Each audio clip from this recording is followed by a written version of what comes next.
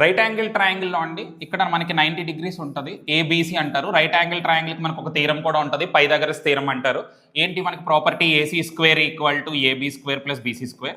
అయితే ఈ right angle ట్రయాంగిల్కి మనం ట్రిగ్నోమెట్రీ రేషియోస్ని అప్లై చేస్తాం. సో ఎన్ని ట్రిగ్నోమెట్రీ రేషియోస్ ఉంటాయంటే జనరల్గా మనకి 6 రేషియోస్ ఉంటాయి. సో ఎందుకు 6 రేషియోస్ ఉంటాయి? సో అది మనం అబ్జర్వ్ చేసినట్లయితే ఇక్కడ మనకి 3 సైడ్స్ ఉన్నాయి చూసారా, ఏబీ బీసీ ఏసీ కదండి. సో ఇక్కడ ఈ 3 సైడ్స్ ఉన్నప్పుడు అండి ఏబీ బై ఏసీ అనేది ఒక రేషియో అండి, అంటే ఈ రెండింటిని వాడి ఒక రేషియో రాశాను.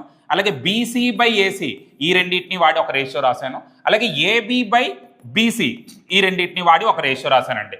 సో ఇవి 3 రాశాను కదా. ఇప్పుడు మళ్ళీ దీన్ని రివర్స్ చేసాం అనుకోండి, ఏసీ బై ఏబీ ఇది ఒక రేషియో. మళ్ళీ దీన్ని రివర్స్ చేసాం అనుకోండి, ఏసీ బై బీసీ ఇది ఒక రేషియో. దీన్ని రివర్స్ చేసాం అనుకోండి, బీసీ బై ఏబీ ఇది ఒక రేషియో. అయితే ఇలాగ 6 రేషియోస్ ఉన్నాయి కాబట్టి 6 నేములు పెట్టారండి, 6 నేమ్స్ మనకు వచ్చాయి. ఆ 6 నేమ్స్ ఏంటి? First one AB by AC ఏదైతే ఉందో దీనికి సైన్ అని పేరు పెట్టారు. బీసీ బై ఏసీ ఏదైతే ఉందో దీనికి కాస్ అని పేరు పెట్టారు.